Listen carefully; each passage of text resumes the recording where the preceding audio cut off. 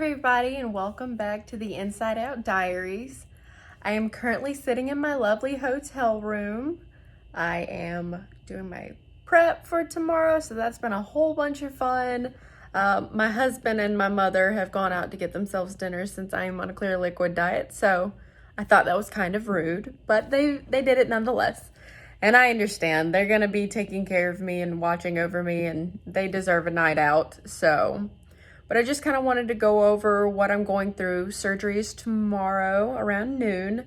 It is 4:57 in the afternoon right now. We drove down to the Low Country so we could go ahead and check into the hotel room because I needed to be where I was going to be before the bowel prep started working. So the ileostomy surgery happens tomorrow. I have been taking my impact shakes. I've been taking Dulcolax, the Miralax, more Dulcolax, and antibiotics on top of all of that. Tonight I will take the special shower that I have to take with the, well, it's just a normal shower, but it's got the special soap that they gave me from the doctor's office so that I am not using any like perfumey soaps or anything like that, and it cleanses better. It's going to be better for reducing the risk of infection and whatnot. It's got a long name and I'd probably butcher it trying to pronounce it, but here we are, and that's okay. So tonight I will take one more of my impact shakes, and then I will take my first pre-surgery drink. I'll take the next one in the morning, and that will be the only thing I consume until after the surgery. At midnight I won't be consuming anything until tomorrow morning when I take that last one, and I take another shower in the morning with the rest of the soap that they gave me, or it's a wash, I guess you could say. It's not really soap. So nothing to eat today that's actually food. I could eat Jell-O, but after I drank 64 ounces of Gatorade mixed with Miralax, I'm kind of over the flavors that I'm allowed to eat, because you're not supposed to do like reds and blues because it can show up funny in the gut whenever they're doing the surgery. I know that's more or less for like colonoscopies and stuff. The nurse just said it would be a good idea to avoid blues and reds, and I did lemon lime for my Gatorade. I will probably never drink lemon lime Gatorade again. It was one of my favorite flavors.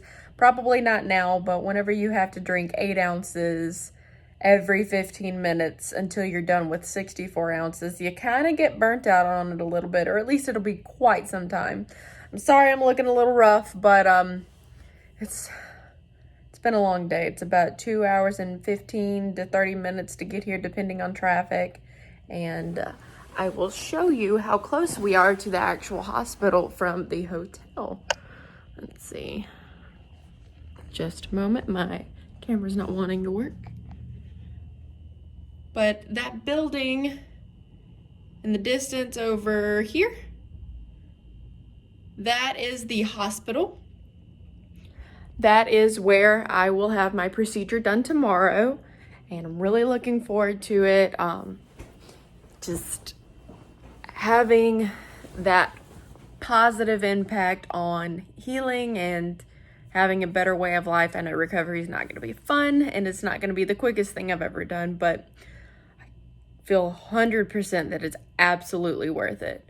So I just wanted to make this video to kind of go through what it's like before, during, and after. I don't know how much I'll be actually able to record afterwards. I guess it kind of all depends on how it goes, but I have reached out and found a lot of resources about other ostomates and their experiences, but I haven't found somebody who was able to walk me through from pre-surgery to surgery to afterwards, so you kind of get that whole picture, and that's kind of what I'm hoping to bring. If you have any questions, of course, comment below.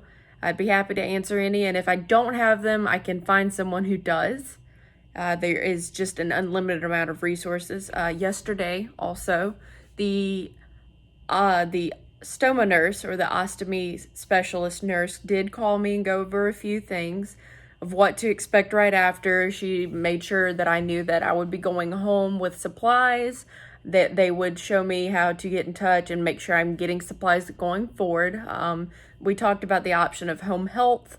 We talked about what my output's gonna look like in the beginning and what it should eventually go to. We talked about the different kinds of bags, the different types of closures, the different brands and such. So it'll all be a kind of a trial and error process to see what fits me and what works best for me. But she did say that they would be looking and measuring my stoma, and of course it'll be swollen more than it normally will be after I heal a little bit, so will change just a little bit. But as far as like the curvature of my stomach, is it flat? Is my stoma more inverted? Is it more extroverted? All of that plays a part in what kind of products are going to work best for you, and she went over that a little bit with me. I know I'm going to be seeing the dietitian after the surgery about what to eat, what to avoid. I know you're supposed to introduce new foods. Well, anything's new. Think of surgery as kind of a blank slate. You don't know how your body is going to react to a certain food. For me, with colonic inertia, I typically have a very high fiber diet with lots of salad, lots of spinach, lots of, whole wheat, things like that. And that's kind of ill-advised. Actually, they recommend you doing a strictly low fiber diet after this because you run the risk of having it just fly straight through you and you don't get to absorb the nutrients that you need in time. This is my cute little buddy in the bathroom keeping me company. Isn't he cute? So that is about all there is to talk about. Staying close to the bathroom while I'm going through the prep, and my husband and mom are picking me up some soup broth so I can actually have something on my stomach tonight until midnight, of course. And because I'm taking the antibiotics and that can make you nauseous. Now I do have a prescription for that they automatically called in, but I'd rather not take it if I don't need it. If I can just not be nauseous, that would be great. But yeah, so I check in and I'm looking forward to getting this all done, and I will update you as soon as I can. In the meantime, like and subscribe if you find this content helpful or if you think someone else may, and I will see you next time.